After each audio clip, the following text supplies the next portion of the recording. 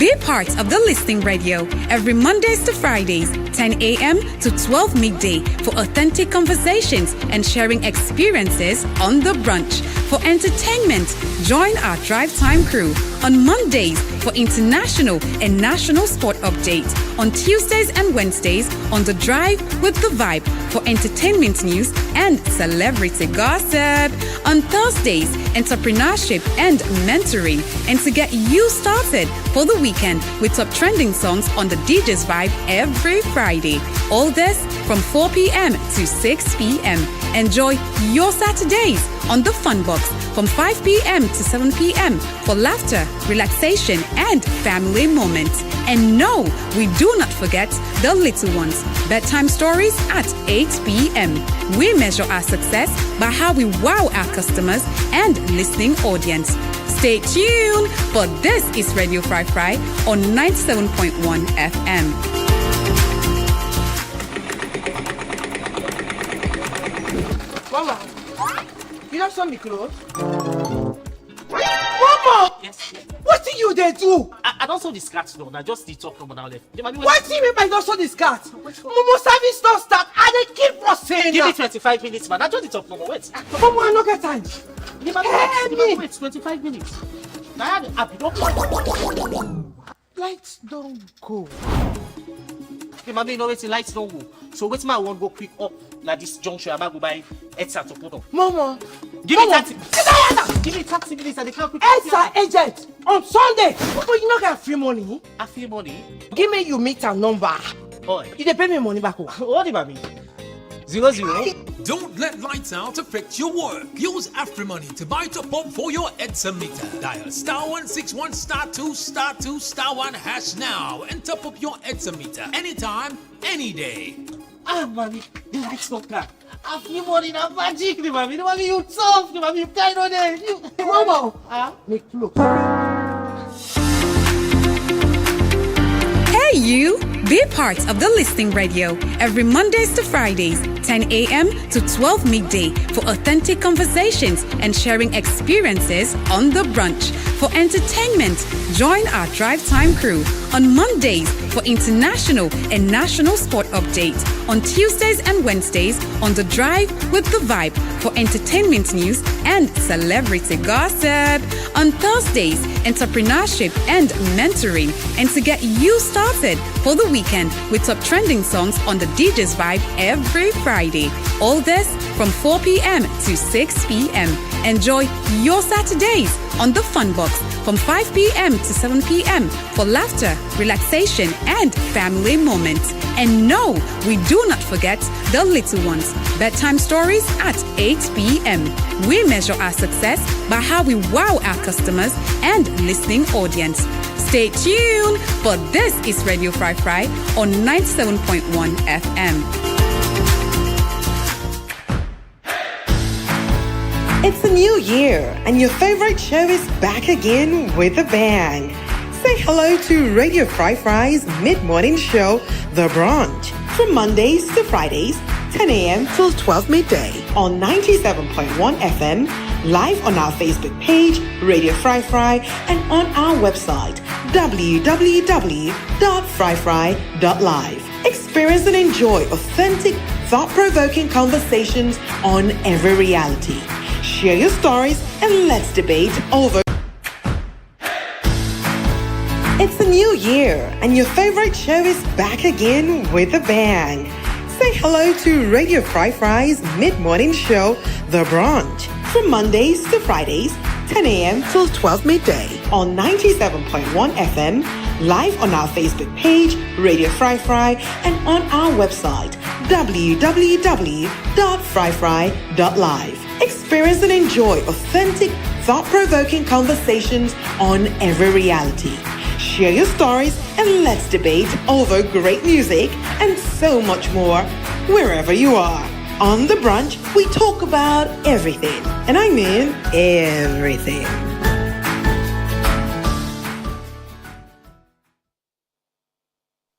Hello, family. Good morning, good morning, good morning. Welcome, Kushe Kabo Seke Kaingoma. I really want to say a good to you. If you did listen to me right now, wherever you did, of course, I'm not say that this same voice now on this show, 10 a.m. to 12 noon, you hear me, and me on him now, Lawrence Head. But the name so just keep the Lawrence Head, I don't know. And I'm the host of the show, the Brunch Show, they come to you Monday to Friday, 10 a.m. to 12 noon, and usually we can always get something for talk about. We also in a conversation venue. Always we get something very important to talk about. And today we get another wonderful, important topic we want to can go inside. But before we go into all that, you know how we can do it. Let's first start with Papa God, and after that, now we can quote of the day. Then after that, then we go into the topic. So the verse for today they come from Proverbs 18:19, and it says, "A brother offended is more difficult to a brother offended is more difficult than a fortified city. Disputes are like the bars of a fortress." This is showing you something very important. It is very important to God. Say you not offend your brother, just in case you don't know that the inside family we don't want disputes, we don't want discuss, we don't want issues. But with all of those different things coming up, they ask you, they bring to you a question: how we able to solve them problems that day? How we able to handle them different things that day? Because and he say teeth and tongue must jam.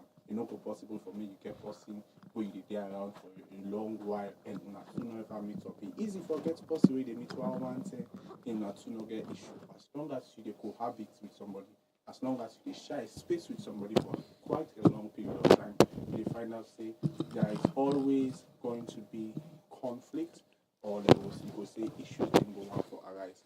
And for make that they not happen, Bible help people understand say yes, it get for happen, but that is something that you should do about it. And how they all whatever can talk about today, they can go into the program. And usually after we don't get the verse of the day, we can one for go over to the quotes of the week. And I found for me the quotes of the week are one of the most inspiring things I don't this whole week. It helped me to pay attention to very vital, important things. It helped me to pay attention to very vital and important things where I feel say all man, especially if you're not boy picking, for pay attention to, and it will definitely help you for coming to that place where you go able for be far more productive than you've ever been in your life. It speaks about a man. It's coming from S. Bryan, and it says, "Many men can make a fortune, but very few men can build a family." Many men can make a fortune, but very few can build a family. And this is bringing you to the understanding.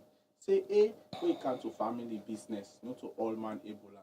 You go talk about who you go try, you go make so you for make money, you for start business. But when it comes to family, it's not an easy thing. Not to everybody can so cut out for it, which means there's a need for preparation.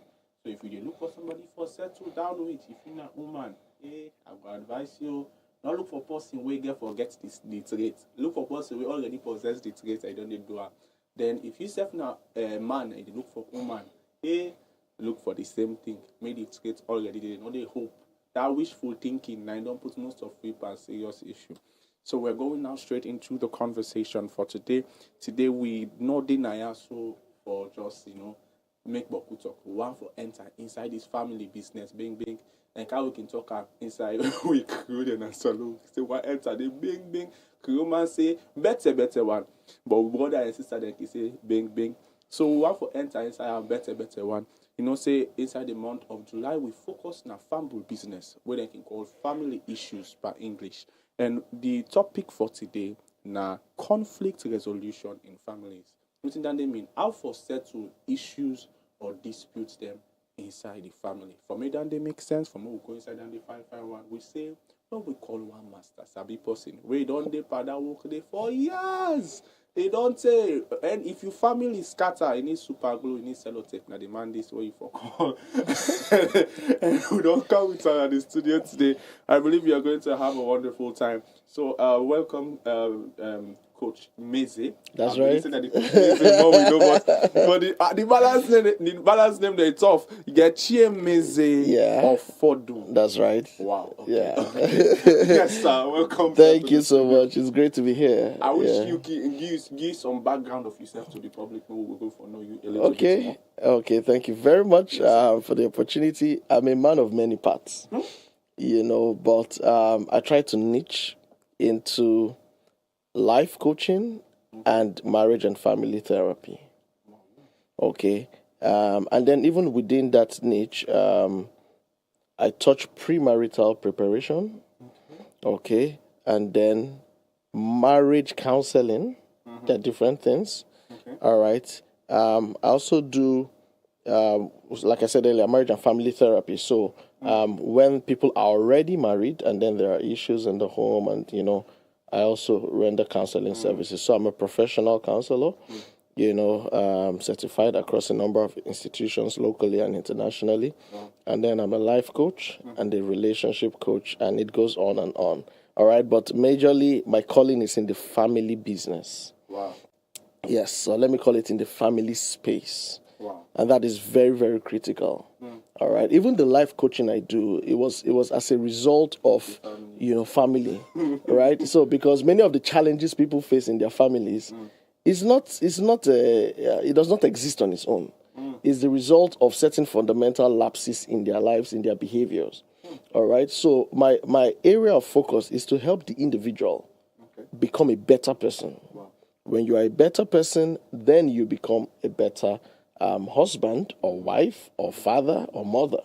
All right. Let me put it like this. You are first an individual before you become, if you're a man, before you become a husband, and then before you become a father, following the order of life. All right. Many people, they jump the process. Some people are still boys and they have become father. So, but following the order that God Almighty set it as, all right, a man should attain maturity and then get married, and then they start raising children. All right, that's the order according to God. But these days, once a young man discovers that he can have erection, he goes and starts doing things around. And the young girl, once she discovers that, body don't they set, they go and start engaging in things, and then they bring children into the world that they're not ready for. But the idea is, man, mature, all right, marries a woman, he becomes a husband. That's the role he's taking on. In the course of life, when they do the things that they're supposed to do as husband and wife to bring forth children, all right, then if the man becomes a father. Now, the point I'm making is that human being that is the man, if he is a very troublesome man, if he's a fighter, if he's selfish, if he's wicked, if he does not have understanding, right? That same human being will become a husband that is wicked, selfish, no understanding, fighter. Do you understand? That same husband will now become a father. Exactly. You're just adding title. Exactly. So that is why we focus on the individual. If you become better, marriage will become better, family will become better. But many people don't know. They think say when I marry, things go just walk one kind. To help me. The man is hoping the woman will help her. The woman is hoping that the man will help her. Two confused people, enter family, a problem everywhere. So that's just like a basic foundation for what I do. We help the individual get better. So just in case you are listening, and they tell you, just in case you listen to me, your family need a POP. Your family need bandage. Yeah. Now the man is, now the doctor is. May they come. The family doctor. Oh yes, may they come. We have. I tell you this confidently. I'm yet to see. I'm yet to see issues that are new. All right, because there's really nothing new under the sun. So every marital challenge somebody is facing now, somebody has faced it before. And God, in His infinite wisdom, has provided resources and a lot of value and wisdom to address that problem, and principles to address that problem. So yes, any issues, let them come. We can solve it by the grace of God. It is well. So why inside this talk now? Okay. Inside this talk? And being honest, it's not going to be. And I don't believe it's not child's play. I don't believe it's not something we will for talk on inside just today program, because if we for be honest, there are different types of conflicts that you will face within the context of a family. Yeah. You get the one where go there between the man and the woman, when it go be the husband and the wife. You get the one where go be something the husband and the wife and children. You get the one where it go be something the wife and the children, or the wife and the husband, the own people them. There's so many expressions. So many different kinds of things. You get the husband, the own. There are so many ways. Sometimes if you watch the extended family back with and come with your influence. That's right. In the nuclear family, you didn't get all that issue back. So there are so many different conflicts that we could have tackled one by one. But I tell you true, now that way they will want for doing. One full year, we'll never finish. One full year, we're not going to finish. So, plenty, yeah. Let's try to see how we can generically answer certain questions and Fine. see how we are handling. Like Fine. talking about conflict in the context of a family, the first thing you will watch is the word family itself. Family, to a certain extent, will be a word that you will term as a way of grouping a set of people. Just like I would say, dog them or wolves, then get pack. No, pack animals, yeah. And flowers, then get bunch. Man, a family, now we get. That's So right. that is how they call a group of people in a place. Not so, yes, you can call also community, yes, you can call also a nation. But yes. when you talk about that small kind place, now mostly family you go think about before you begin to think about gang. Oh yes. So looking at it from that perspective, we already understand the fundamental of what within family mean. The question now is how family is supposed to function, because I believe the only reason we make conflict in it because to a very large extent some understanding as to within the function of a family for feedback.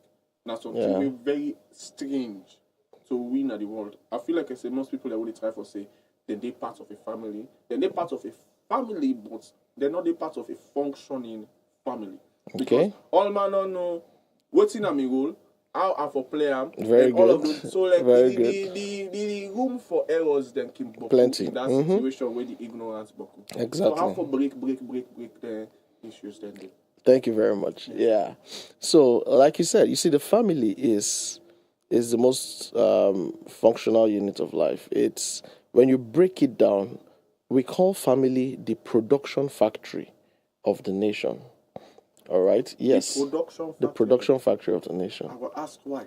Yes, because every human being you see out there, all our leaders, all the great men, they came out of a family. All right, all the geniuses, all the stars, the people who create things, who invent things, who are doing great things everywhere, they came out of a family. All right. Now, the flip side, unfortunately, is that all the hooligans, all the people where they spoil things for town, all the thieves, the criminals, all right, they came out of a family, right? So what you see in a society is a reflection of what exists in the family. If the family units get it right, it will reflect in society.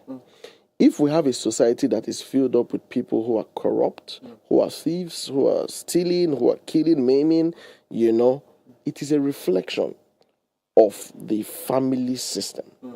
Why? Because, the Bible says, Proverbs 22 verse 6, train up a child in the way that they should go. And when the child is old, he will not depart from it. It's a very fundamental principle of life. All right? The Bible also says that foolishness abounds in the heart of a child. It says, but the rod of correction will drive it far. Now, rod of correction, no be as they think and just wicked, No be wickedness. It's simply it's metaphoric for discipline and instruction. Do you understand? So it means that when a child is not properly raised, then they become a destruction to themselves, to their families, and to the nation. So that's why I say the family is a production factory of every nation. And people need to understand that it is that important. I said something the last time, right? I think I said that, your ignorance may be personal, but it's never private.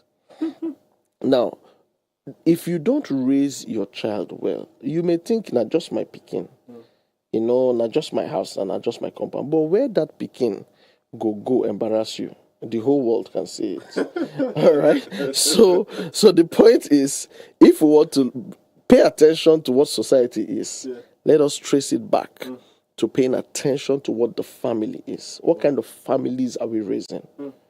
What kind of values are we imbibing in our family units? I'm telling you the truth, take it anywhere. You know, what values have we raised these children to have? Because the child of today is tomorrow's adult. Yes. True. All right? True. Yeah. And, you know, some people think that when they grow up later, they will change. No. As a matter of fact, a child's worldview is formed between ages 0, that's newborn, to 7.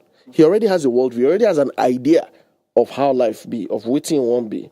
All right? And most of that idea is formed from the environment he grew up in, starting from his parents' house. So if at home all you see is fight, quarrel, gossip, wickedness, manipulation, nothing, no empathy, no love, no affection. Everybody's always fighting, right? To get to eat food well, you must fight your brother. To sleep well, you must fight the other person. Everything, problem, quarrel, lack. If that child is growing up in that environment, by age 7, he already has a mindset. At 40, that is the same mindset the child still have. Unless you deliberately engage, you know, what we call meta processes. That's, you know, invest in knowledge deliberately. And then, you know, maybe by listening to programs like this, reading books, you now start replacing all of those old beliefs, all of those old ideas that are disempowering, that are not good for you. If it's either you do that by yourself, or maybe you stumble on programs like this, you attend conferences, and then you start having a mind shift. But the main thing is that the only way you can correct what has been set in you from childhood is by intentionally having a beliefs change. Right? So this is very critical. I know we're talking about conflict, but I want to break it down to the foundation. Okay. All right. Why do we have okay, first of all, what is conflict? Conflict is a sustained disagreement. All right? An unforgiving offense. Conflict, I like to separate conflict from misunderstanding. Okay. All right? Now, the way I separate it is that the entry point, the beginning, is misunderstanding. Then when it grows, it becomes conflict. All right? The beginning is offense. You do something I don't like. I tell you, Lawrence, why they behave like that? You say, oh, sorry, I don't know, so you don't like them. Okay. Everywhere good, Abby? But if you do something I don't like, I don't tell you. I carry on for mind. I vex. You do them again, I vex. You do them again, I vex. One day you do them, I give you slap. Blah! You see, at that point, it's conflict. But before it got to that, there was an offense, there was a disagreement, there were little things that were building up, all right, before it became a full-blown conflict. Howbeit, misunderstanding not be bad thing. Conflict in itself may not be a bad thing. All right? Now, I said may not because I will explain what I'm saying. Misunderstanding simply means, say, me and you, they talk something, you hear one thing, you don't understand what I mean. Or I do something, you read a different meaning to it. All right? Or you do something, I read, and that can happen innocently, out of the innocence of your heart. You understand? I feel tell you, say, wait for me tomorrow. I'll let you know where to get that stuff. I feel just talk them like that. Waiting you go understand, be say, wait for me. Tomorrow, I will tell you where to get that stuff. But what I meant was, if you wait till tomorrow, you know, so my point is simple English, simple understanding and processing, we can just take a different meaning, and that's misunderstanding. And then you go somewhere and go and wait for me. Meanwhile, I meant that you should wait here, and then I will tell you what to do tomorrow. Do you understand what I'm saying? So it's a misunderstanding. Understanding was missed. That's what it is. Do you understand? And that happens everywhere, every day, every time. Because we are different people. Yeah. We hear differently, we process differently, we think differently, we interpret differently. Now all these differences now we carry into families. We are different. Different man, different woman, they meet and now they're supposed to work together as one. That is a very difficult task, but it's possible.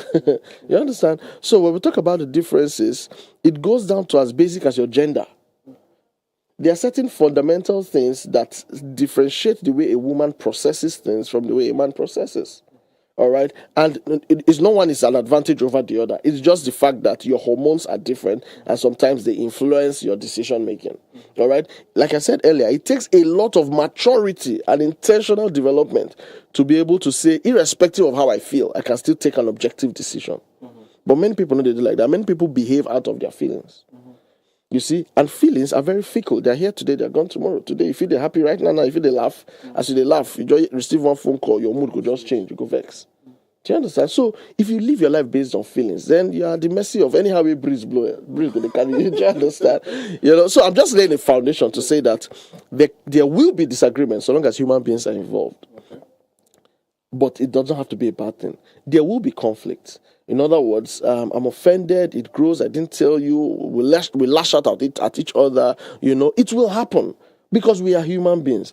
But the most important thing is when conflict happens, when misunderstanding happens, when offense happens, when disagreement happens, how quickly are you ready to resolve it? Very important. How quickly? You see that verse of the day where you quote, it says, an offended brother is like the bad gates of a citadel. That was prison. Just imagine prison, the prison bars, right? So those days to get into a city, you have to go through the city walls, through the city gates, and it's usually fortified. Do you understand? So it means that when somebody is angry, to get access to that person, it go hard.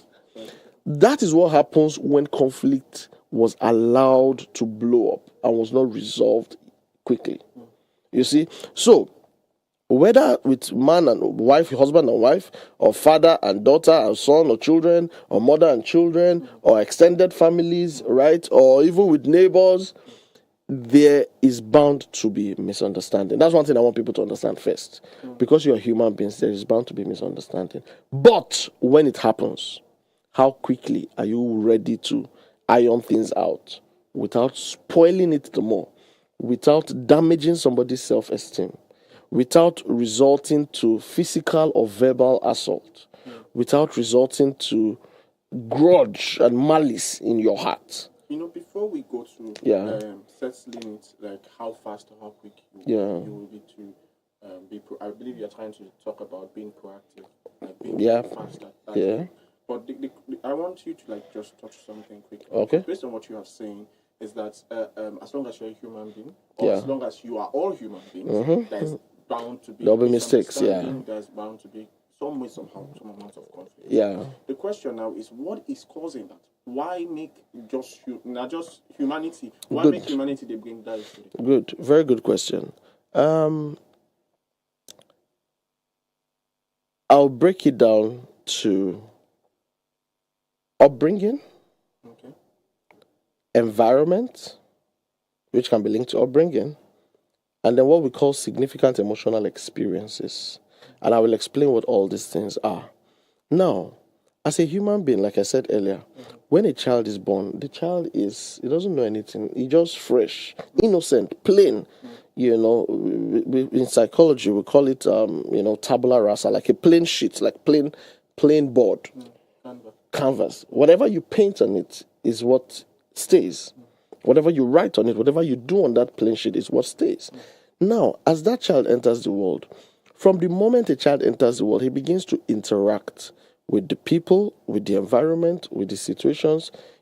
People think children don't know anything. No, they're actually receiving a lot and processing a lot, right? And that is why you can see a child less than 1 year old, he sees certain persons, he's scared of the person. He sees another person, he warms up to the person, all right? Because they have observed certain things. There's vibes that they're relating with in the atmosphere, right? So, from the moment you are introduced to the world, you begin to pick up things from your first environment, which is your family.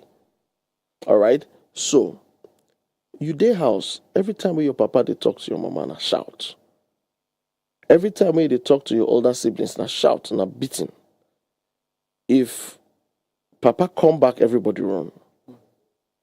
The child is picking those signals, and what it is doing to you is that it is preparing you to face life in a way that makes you feel like there is no love, there is no acceptance. If you make a mistake, you'll be beaten, There's no room for trial and error. You have to get it right. So those are the kind of people who go through life and are always anxious. They're always, they're always careful. And sometimes it goes the flip side. They're always now very aggressive because that's all they see. That's all they know. The way to get things done is to fight for it. All right. Now that's an impact of upbringing. When we talk about environment, we try to stretch it away from what happens in the home to what happens in the neighborhood. So if you live in a neighborhood where every time they catch thief, they beat and blood everywhere, they throw tire for anybody, they burn up. That's what you grew up seeing. You won't have value for human life. I'm not saying it's good to steal, but are there no more civil ways that somebody can be punished for such a crime? You see, you grow up in a place where once there's small disagreement, somebody don't break bottle, use a trick person. You see all of these terrible things. What is happening to that child is that you are being programmed that when you are offended, the only way to respond is with aggression. Okay. It's a subtle programming. All right. Why? Because you never saw people sit to discuss civilly. Like, hey, this thing where you do, I don't like him. How you go say you don't like him? The other day where you do, I like this. But okay. Oh, yeah, okay. After I go back and forth, that's okay. Yeah, sorry. You never saw that happen. Anytime there's a misunderstanding, somebody was beaten. There was a fight. There was insult, name calling. Insult this person, papa, insult your mama, insult your head, insult your future, insult your generation. That's all you grew up knowing. You see, so those are the foundations of your disposition to conflict. Now, on the flip side, if you grew up in a home where people are spoken to politely, may I please have your phone? Thank you. Courtesies. Would you want to watch this or watch that? Okay, I've been watching this for a while. You can watch that if you want. People prefer the other person. They defer to the other one. You spill water on the floor. Oh, take it easy, please. There's been water spilled on the floor. Let me get the mop and I clean it. No quarrel, no. You break a plate by mistake or a glass cup. And then your mother comes out. Oh my God, are you hurt? Let me see your hand. Oh, thank God there's no blood. Don't worry, it's just a cup. Do you understand? But you know what happens in our typical setting? You break it. If you break up or you break plates, they break you. They beat you up. Do you understand? Yeah. All of those things are programming you in a way that affects your disposition to conflict. You understand what I'm saying? So it's not just surface level. One thing people don't understand is that for every problem you see, there is a root cause and there's an immediate cause. All right. Many times we try to address the immediate cause. It's because he shouted at me. That's why I said I cuss him back. No, but waiting make him shout. You where they shout, give waiting make you cuss back. That's the root we're talking about. And all of these things I'm saying, from your upbringing to your environment and the significant emotional experiences you have in your life, they form you into the kind of person you show up as an adult. All right. And that is why, behavior is learned. That's the truth. Is learned. Every behavior is learned, whether good or bad or terrible or fantastic. It is learned behavior. Every behavior is learned. All right. So those are the foundations of conflict. That is why people are disposed the way. That is why something will happen to two different people and they will respond in two different ways. One person may be more civil about it. The other person may go bonkers. You understand? It's because of the foundations. All right. And then this is how I like to explain it. When you are pressed by life, what comes out of you is what has been inside you. Let me use a different example. I don't know if I used it the last time I was here. When you squeeze your toothpaste, what comes out of it is the toothpaste. It's not petrol. It's not fuel. It's toothpaste because that's what's inside. All right. If you have a water gun and you load it with water, when you press the trigger, what comes out is the water that was put inside. If you take that same water gun and put Coca-Cola inside of it, when you shoot it, what will come out is Coca-Cola. It's not stones. It's not gravel. It's not bullet. In the same way, when you take a real gun, remove the cartridges, remove everything, clear the chamber, and you press the trigger, what will come out? Nothing, because there is nothing inside. But that same gun, when you put one bullet in and you press the trigger, it can kill. Right? Why? Because it is what is first in you that will come out when life presses you. So somebody say, now you trigger me, that thing we talk, now just trigger me, just make me vex. No. That thing that the person said met anger in you. There was anger, there was frustration. Do you understand? There was all of that evil, there was all of that irritation already in you. So when that trigger was pressed, now waiting day inside, now it go come out. All right. So imagine that you have grown through life, through all these hostilities. You didn't learn how to resolve problems amicably. Every time you get problem with somebody, you must shout the person down. You must win the argument. You must talk them down. You must make them feel like they're stupid, they're foolish. That is all you know. Every time life presses you, that is what will come out. And guess what? You will not go and have a girlfriend tomorrow where you want to marry. The girl, you and I go talk small thing. If she talk with you, like, what will you do? You will shout, because that's all you know how to do. If you shout and it be like, say, she know the hear, the next thing you know how to do is use your hands, violence, because that's all you know how to do. It's not right, but you don't know any other thing, because you have been programmed in a way that all you saw was this concept that I must be right, I must subdue, I must win. I must, you don't know that you can defer to somebody else. You can be right, but you just say, oh, that's okay, if that's how you like it. It doesn't reduce you. Do you understand? But if you think you must win every argument, everything must revolve around, it must happen the way you want it. When you meet people in life that challenge that thing or that thought that you must win. So imagine that I believe that I must be right, and you too, you believe that you must be right. How are we going to move forward? We will keep arguing. And when the argument escalates to the point where it has gone beyond words, what happens? We exchange blows. Because at this point, I'm talking to you, I know you're a big fool. You're a big fool. You don't know anything. Which school did you go to? You say, before you know, because we're looking for dominance, it will start growing from just a basic conversation to name calling to more provocative name calling until one person lashes out in violence. Because at the end of the day, the goal is subdue. I must win. I must take charge. I must prove that I'm the best or something, right? Because you never learned all the while that there can be agreement to disagree. There can be compromise. I must not be the winner. There's no point. If you don't accept what I'm saying, that's okay. Two truths can coexist. Some people don't know that. It must be what I'm saying. With everything you are saying, you are bringing me to a place where I have to start reconsidering a lot of things. Good. Like, for example, there's this whole matter of we have families having a structure, and there's the head. Yes. The head usually always has the say. Very good. Else does not seem to have a voice or an opinion in most matters. Yeah. And you will hear most children eventually having consistent issues with family because you will say, for example, their interests and the interests that their fathers and mothers would have for them.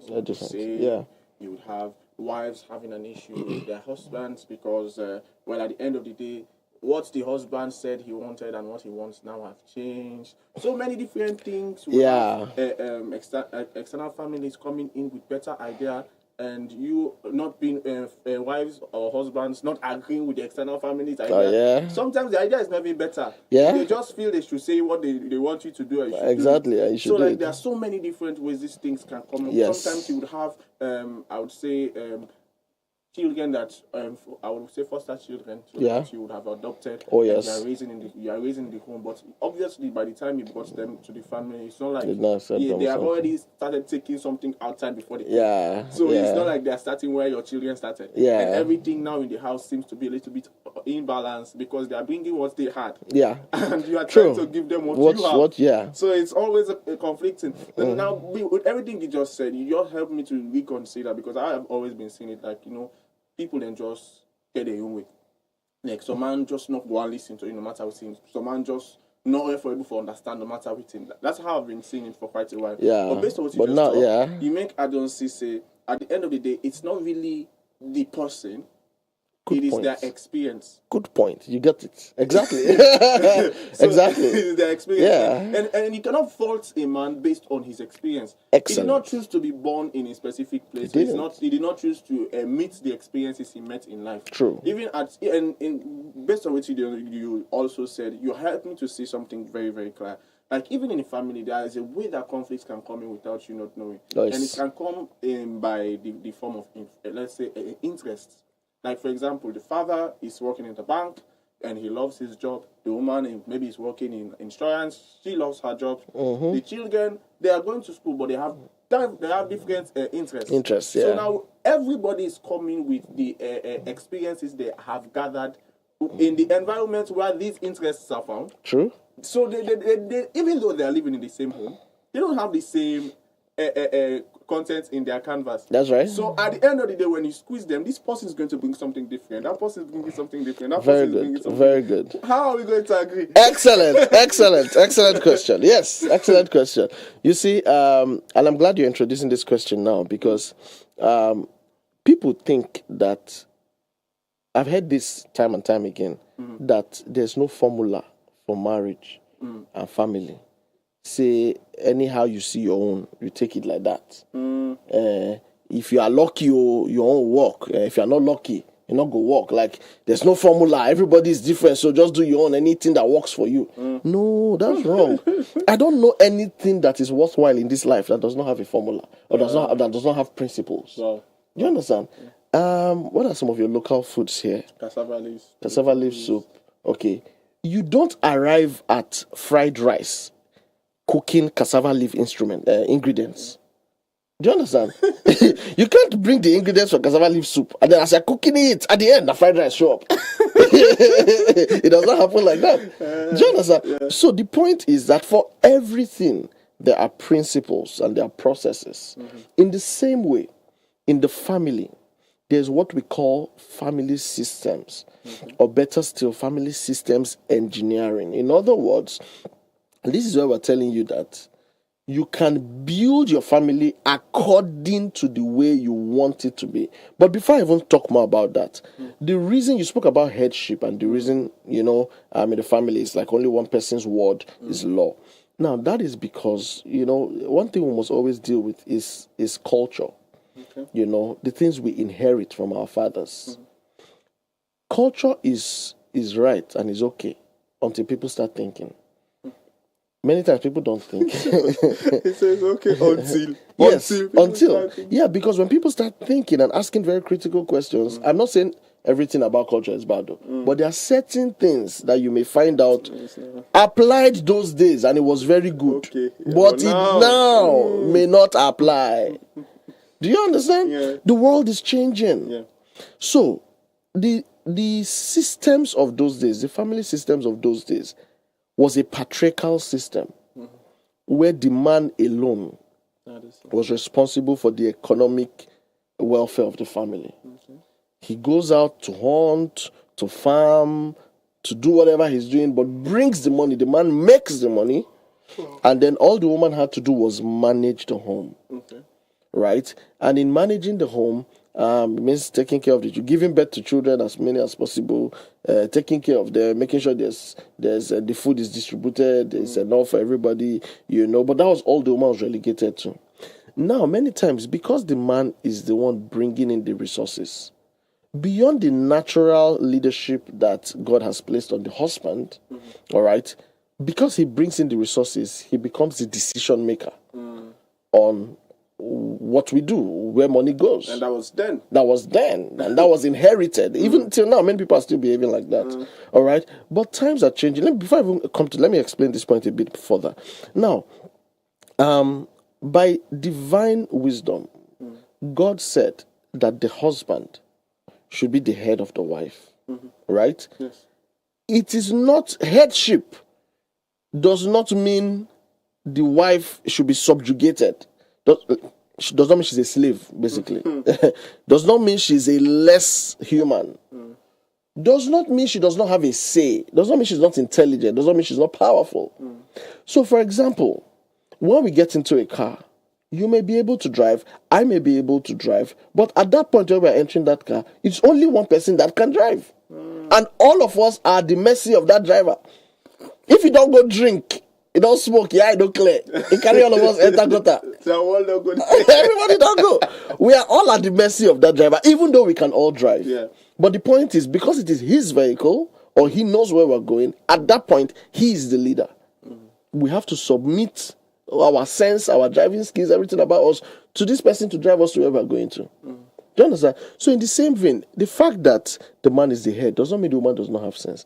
But for this car of family, God said this person should be the one that should drive.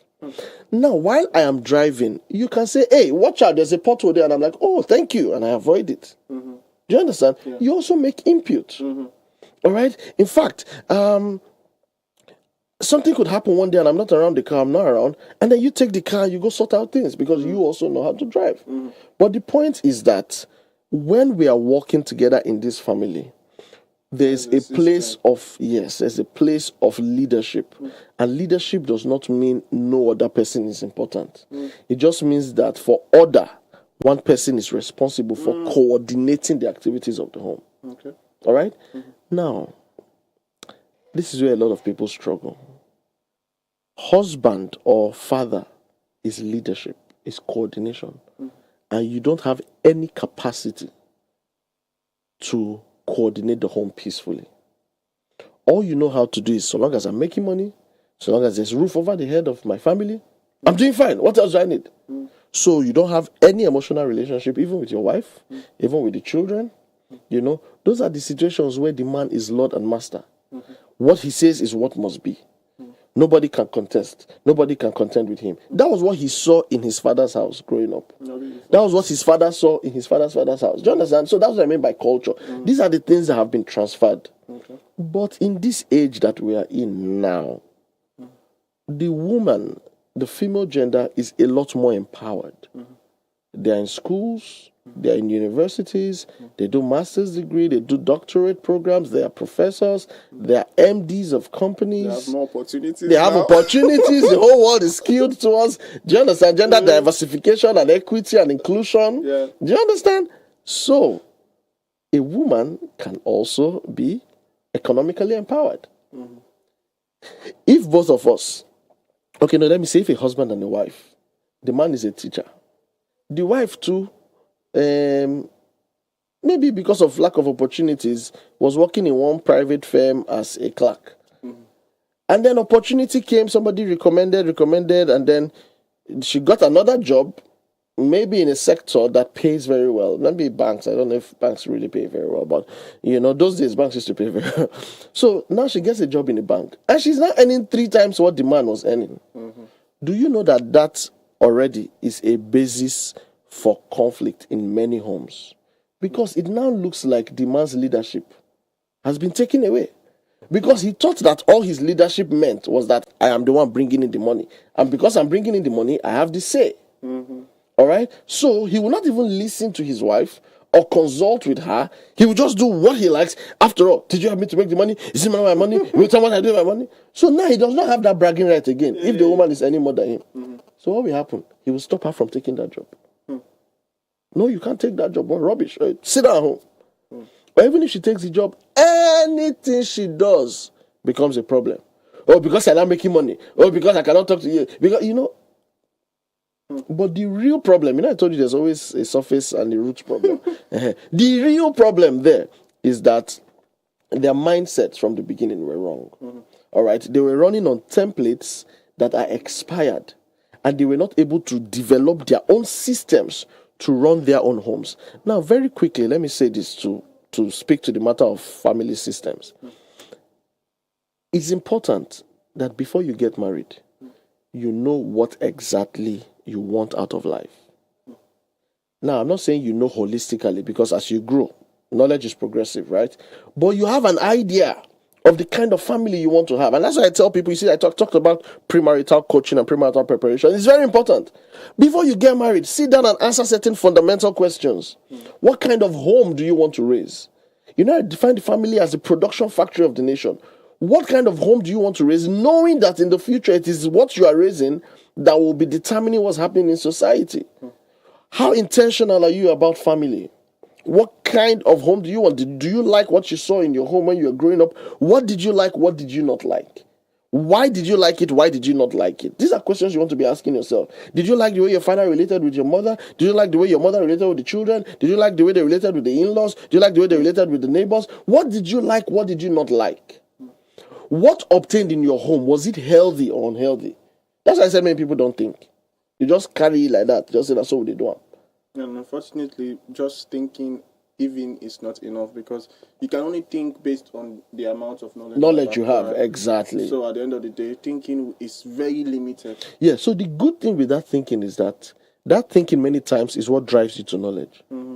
Oh yes. So by the time you're just uncomfortable, just like things can be better. I don't know why things just every time quarrel.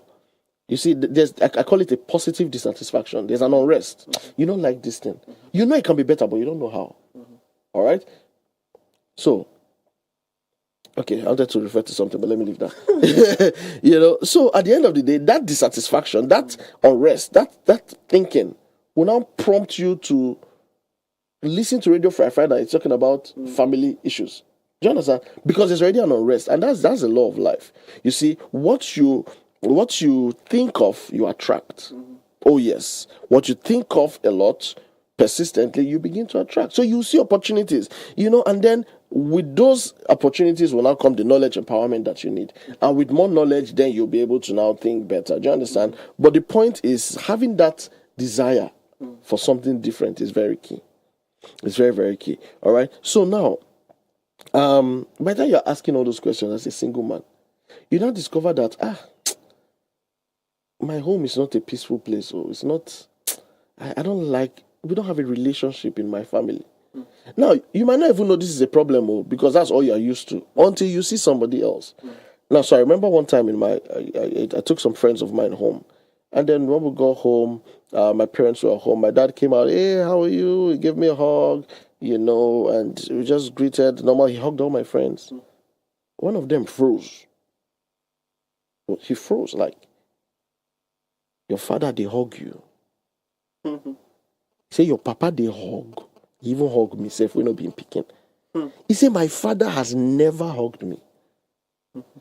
Such a person does not even believe that there can be such show of affection. Because his own parents have never hugged him. I know one of my coaches told me the first hug he got from his mother was over age 30. Oh, yes.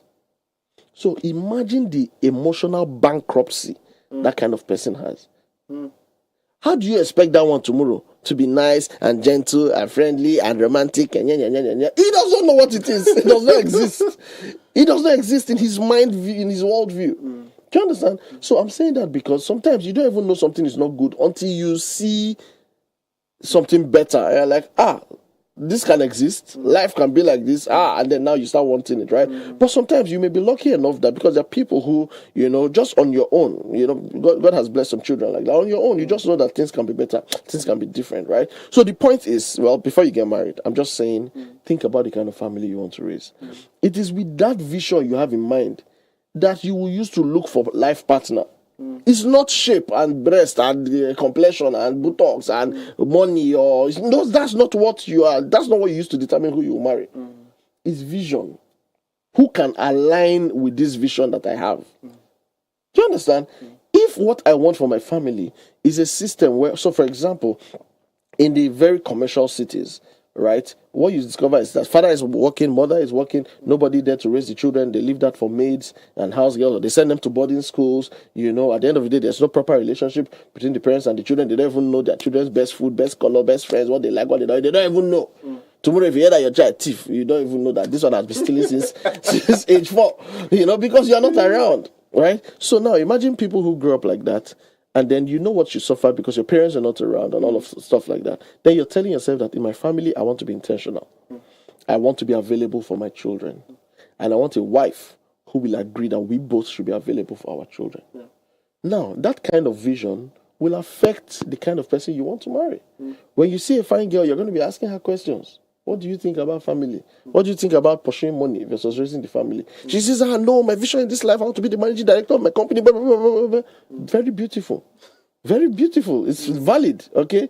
But then, how will it impact on our goal of raising our children ourselves? Do you understand? If both of you are able to work it out, that, okay, at this stage of our lives, this is how we'll try to manage ourselves. There are certain opportunities we may not go for because it will take us away from the home.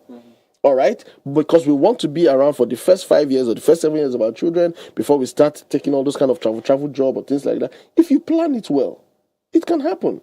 Do you understand? And at the end of the day, you would have successfully imbibed in those children the fundamentals that they need for their emotional well-being in life. Do you understand? By the time you start traveling, you have already built a system. I'll talk more about this system thing. I think I've not really hit it well. You have built a system that the children are already used to. Now, so let me talk more about system, right? Systems don't happen by mistake. Systems are intentional structures that are placed anywhere that determine the kind of results you want to see. You see the way this studio is? Everything that makes it broadcast work every day is systems. If you alter the systems, you will alter the results. All right? If we put off these lights, it will affect the production. If we put off these mics, nobody will hear us. If you make the mic too loud or you'll be hearing feedback, things like that. Point is, there are systems for everything to succeed. There are systems that are laid down that, if followed through, will produce the result predictably. The same thing with marriage. The same thing with marriage. The same thing with conflict. If you follow the system. So, now, before you get married, that's when you determine these systems or the early stages of the marriage. And that's what people like us help people achieve in our marriage and family life practice. All right? We help you before you get married. We ask you questions. We teach you things. And then we help you to create how you want your own home to be. Not just how my father's family was or how my mother's family was, but what do I want to create? What unique nation do I want to create in this world? What gift do I want to give the world with my family? In that, we start defining what kind of values do we want our children to have. You're creating a system now. And you're not just thinking it, you're writing it. You're discussing, you're thinking deeply. What kind of values do we want our children to have? Do we want our children to be respectful? Do we want them to be hardworking? Do we want them to be diligent? What do we want them to believe about life? Do we want them to think that the only rich people in this world are criminals and ritualists and people that do bad things? Do we want them to have a healthy relationship with the opposite gender? Do we want them to know that the home is the best and most comfortable place in the world for them? Or do we want them to find joy and peace outside? Do you understand? What do we want? We start defining it. All right? Now, these things are deep. this the way you are going, Yeah. The way you are going, we will not go for the breakdown. We need to go for fact. But you know what we are going to do, Yeah. Family, because they call our family once. Now, one day for this family business, they come very, very soon. And when they come, the phone lines and they open it. So you said go for call and give yourself your contribution. But say that Sunday, just stay tuned to Radio Free 97.1 FM. We they come, jeez, no. So you mean say you sabi cook? If I cook cassava leaf for you, you go bet your finger. Cassava leaf? Na my favorite plazas than they. If not a way you dey in hurry, I for don't cook am for you. Me? Dey in a hurry? Who you call cassava leaf? Get outside you go. I don't cancel all thing. Go cook. Any problem? Me? Problem. When I go cook the cassava leaf for you? Wife material. Bamako, 40 yards. Na me.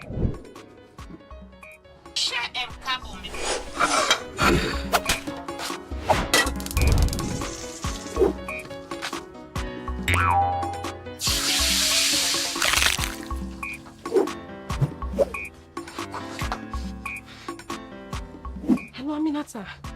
Teach me how to cook cassava leaf now. Hello? You cold. You get out of me outside back down. Hey me. I don't cook me bongo. Run out of airtime or data? No worries at all. You can now buy airtime or data for yourself or others using AfriMoney. Dial *161*3# now. Jesus. Wife material. Bamako, 40 yards. Nami. AfriMoney. Quick and easy. More and more people are using Rokel SIM Copper Plus in their everyday lives. Did you hear that? She just transferred money for her daughter's school fees. And this man just paid for some products. Ah, Mr. Abu, are you sending money to your wife again? Yes, Rokel SIM Copper. Ah. Yes, like having money in my pocket. Ah, excellent. Thank you.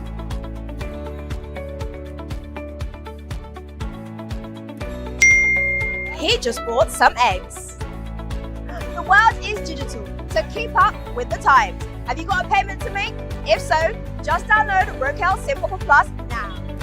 You can download the Rokel SIM Couple Plus app from Apple iStore and iPad or Google Play Store for Android users.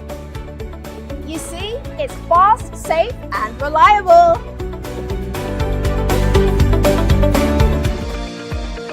Michelle Group of Companies is reliable, competent, and trustworthy in providing quality service to its wide range of clientele. Through Mishcom, we provide premium internet service, secured data connectivity, VLAN and VOI over stats and fiber to mining industries, enterprises, hospitality industries, banks. We also provide fiber to home, point-to-point, and satellite backup for Freetown and provincial regions.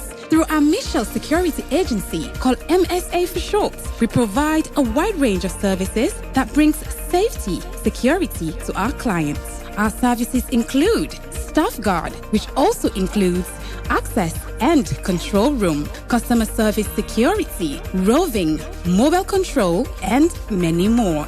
For more information, visit our head office at number 10I Sasame Lewis Road, Freetown, or call +232 73 554 616 or 232 32 554 616. Michelle Group of Companies. We are the leaders. Well, me na Lansana Sharif, aka Steady Bongo Darubombo, Jave Chief Don Kaila on this street at the Talk to Radio Fry 97.1 FM. Baby, call me mother, My name is Walt BVD, aka the Black Boy Dope. You're listening to Radio Fry 97.1.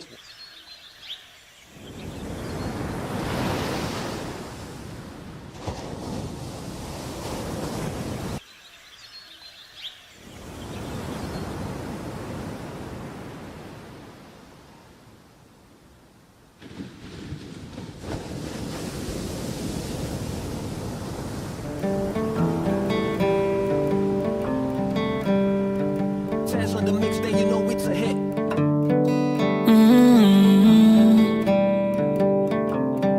Oh Lord Amazi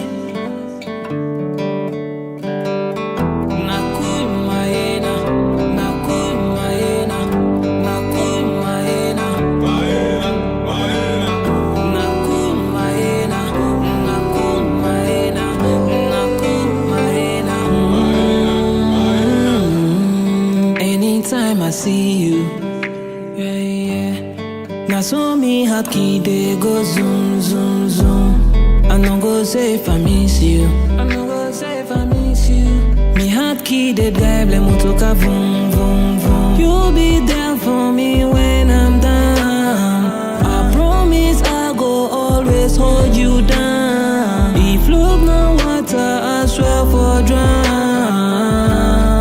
Oh my love. Titi sabi give me water cooler jege. I don't sabi tell now somebody like jege. If you want for buy good fish, go na shenge. Mama cooler jege. Titi how you find so?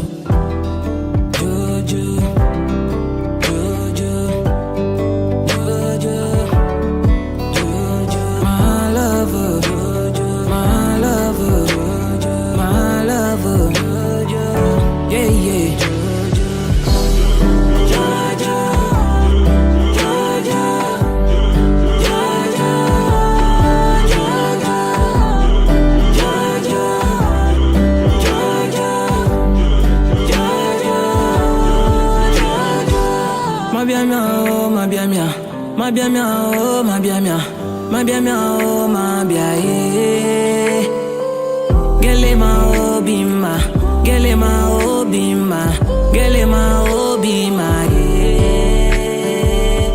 Titi sabi give me water cooler jege. I don't sabi tell now somebody like jege. If you want for buy good fish, go na shenge. Mama cooler jege. Titi how you find so? Jojo, Jojo, Jojo, Jojo, my lover, Jojo, my lover, Jojo, my lover. Yeah, yeah. Jojo, Jojo, Jojo,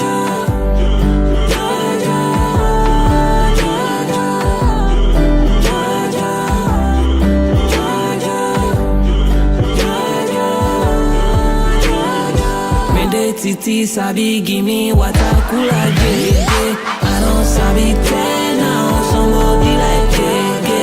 If you want to buy good fish, gonna shake it. Mama cooler gege.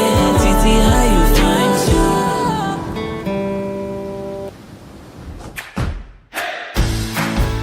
It's a new year, and your favorite show is back again with a bang.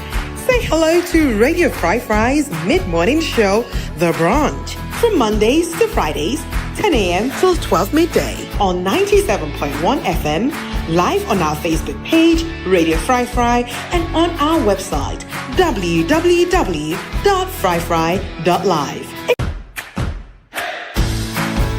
It's a new year, and your favorite show is back again with a bang.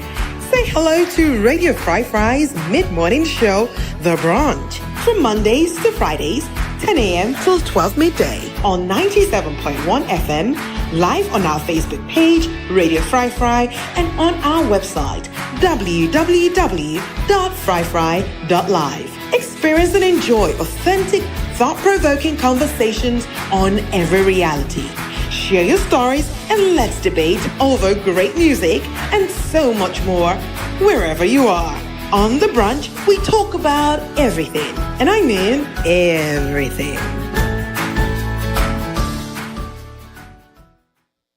On The Brunch, we talk about everything. And that's, they would afraid for talk about at this place. I don't need to tell them that this year. So, and today we don't enter inside family business. And this family business, family issues. Oh my God, I feel like I said we all they go to her. We all they see them. Some of we even myself don't sit in there way and for correct my own family. I don't know if you don't they see you. But just in case you're only tuning in now, this is Radio Fry 97.1 FM. And this is the Brunch show running usually Monday 10 a.m. to 12 noon, from Monday to Friday 10 a.m. to 12 noon. And we can one for gets very important thing we talk about throughout the month. Each month we get one topic. This month, there are certain family issues that we pay attention to. Next month, we'll see, we'll get whatever we're again. And today we actually talk about how to settle conflicts them inside family. We don't try for broke down. Who side the conflicts them can come out, why it come out. And now we want to bring solutions them to the problems that although we don't paint to Namona see. And even as we want to do that one day, firstly, I want to make know say how we can usually do it. We make sure say we bring Papa God, and also we get we quote of the week. So Papa God in what did they come out from Proverbs 18:19, and it talks say, a brother offended is more difficult than a fortified city. Disputes are like the bars of a fortress. You know one's dispute now you family for no reason. You want to ensure say you able to break the ice with everybody, and you want to make all man able for you relate with themselves. Why make you see that? You see that a fortified city there? if you see your brother, your sister, your husband or your wife, a fortified city against you, my brother, it's all for you. Imagine say your wife fortified city against you. You in a net. Mosquitoes no more than they see. Just mosquitoes. Yeah. And also get the quote of the week where they come up from S. Brian, and it talks about, it says, many men can make a fortune, but very few can build a family, and that is very true. Easy for make money compared to how for raise family. You don't go understand. But so you don't start business day, you go married woman. You get issue. Your business is flourish, but you married stop. Well, they get problem. Now you understand. True. You might not understand right now. So please, try your best for me be that man first. We're able to build a family, not just rush no more. Glad they say, yeah, I don't get money. It's not enough. Trust me, I tell you, money not do for one family. Yeah, not do that is a lot that is needed. Yeah. So now going into the conversation, of course, not only one getting an answer, I didn't answer with Coach Meze. That's right. I believe say a actual name. I know one Carolina. I believe say allow you make call. Yeah. I mean, Coach Meze. I mean, so yeah. CHIEMEZE OFODUM. CHIEMEZE OFODUM. Yeah. What's in CHIEMEZE OFODUM mean, by the way? CHIEMEZE means God has done it. OFODUM means God is guiding me. So there's a story behind it. Okay. But Ofo is, in Igbo land in Nigeria, is like the priests, the staff of the priests. Okay. And it's a powerful staff. So if the Ofo is with you. It's protecting you.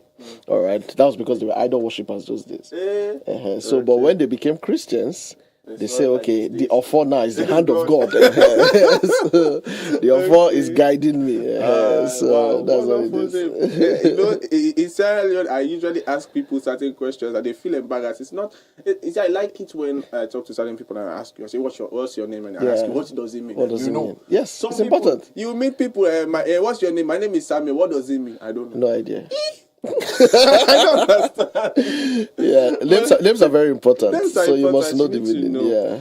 Anyway, going straight into the conversation. And before we go into our back, please remember, say the phone lines that are open right now. Yes. You can call on the number 088-971-971. Make yourself able for join the conversation, ask a question, give your own contribution, and maybe yourself there out there and you get a solution. We want to understand because what you want for do now to answer the question.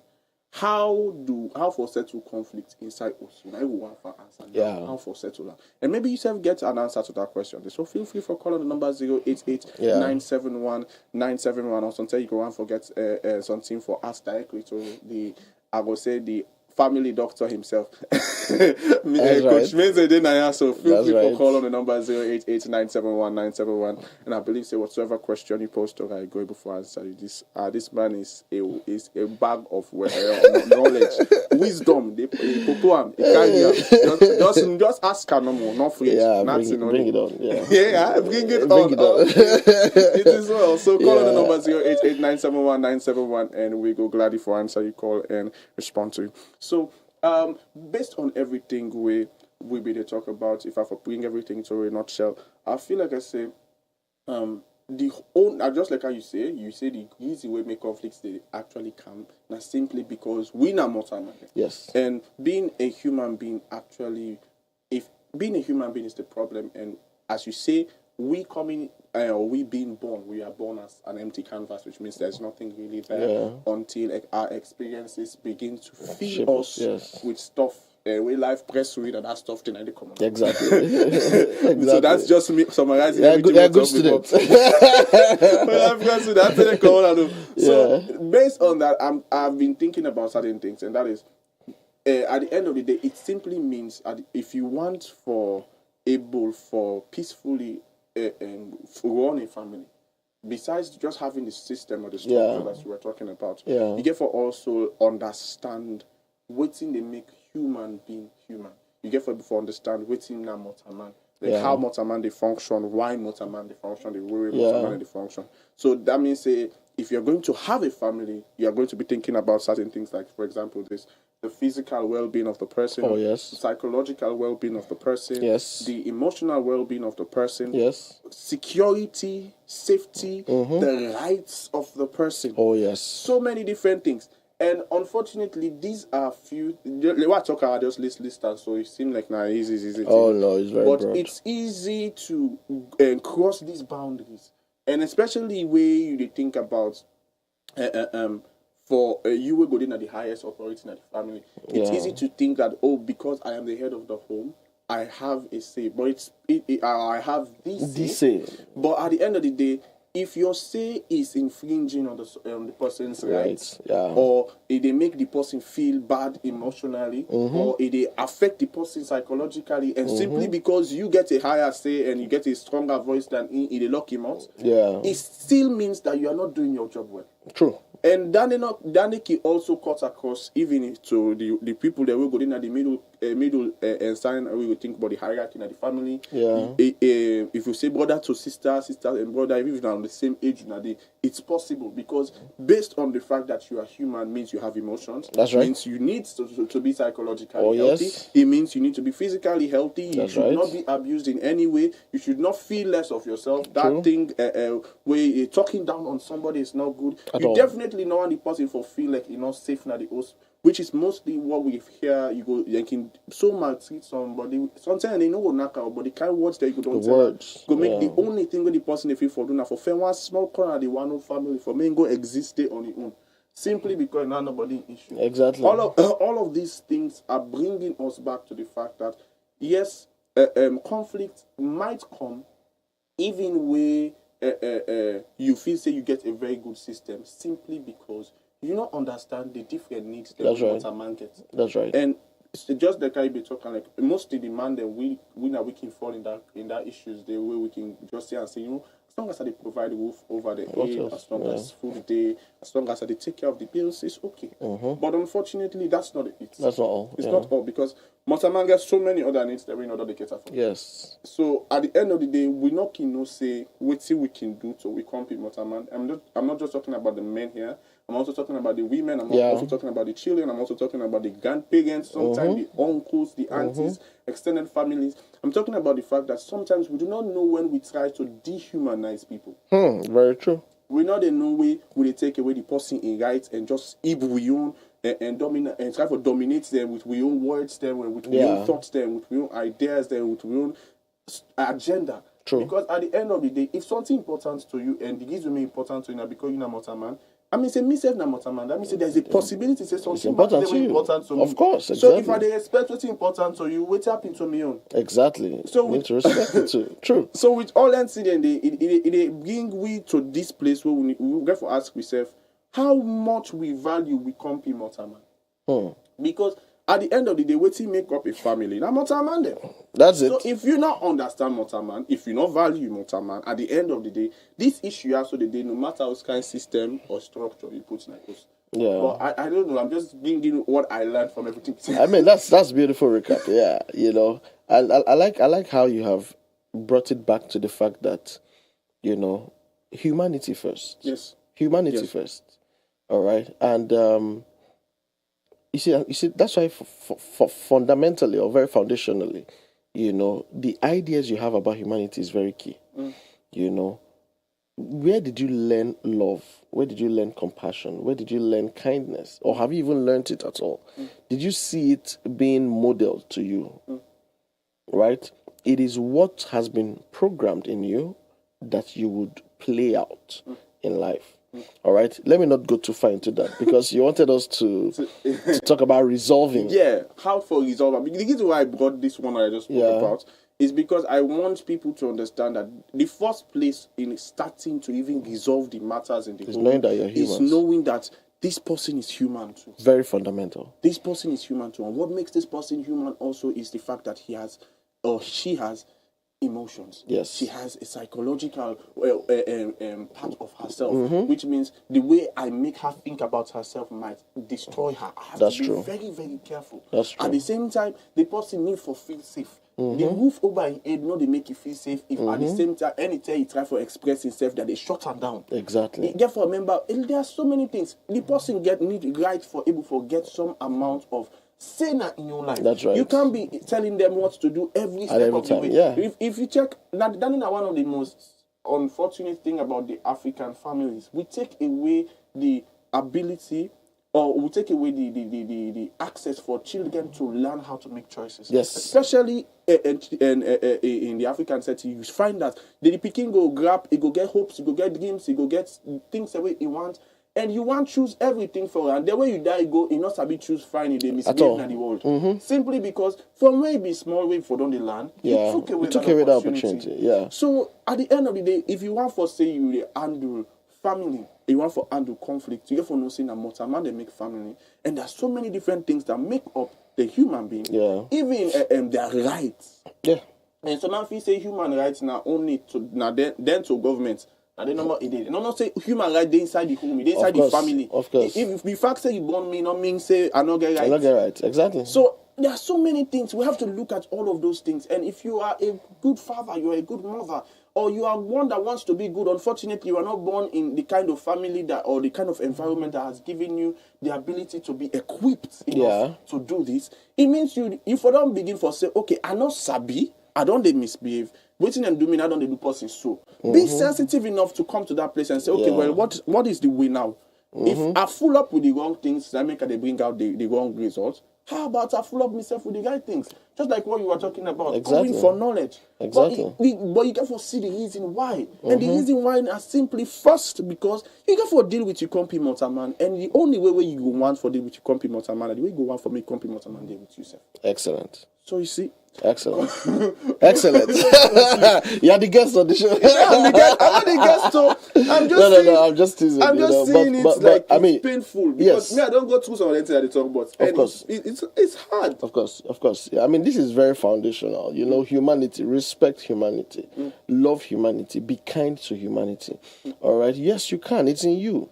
All right. A lot of people don't know, but it's in you. Yes, you can show kindness. You can. You don't. It doesn't always have to be fight or quarrel. You know. About resolving these conflicts, you see, I'll just share a few points. These kind of things are inexhaustible, but I'll just share a few. You know, one is taking responsibility. Yes. Yeah. You want to take responsibility. You know, when things don't go fine between you and any member of the family, don't always say it's their fault. Don't always say it's because of what you did or because of what you did. Take responsibility.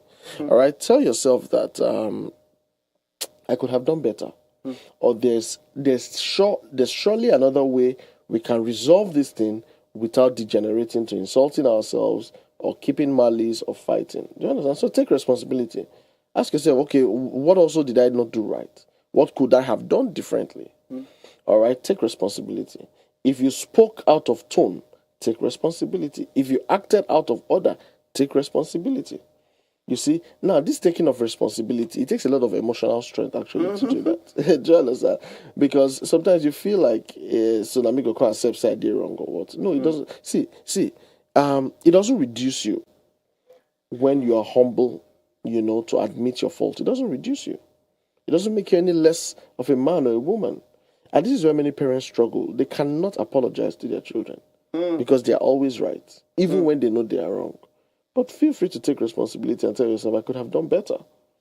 All right? So that's one very key thing for conflict resolution. Everybody take responsibility for your own. Don't say it's because of you. It's because, no. Leave the one the person did. You too, the one you did.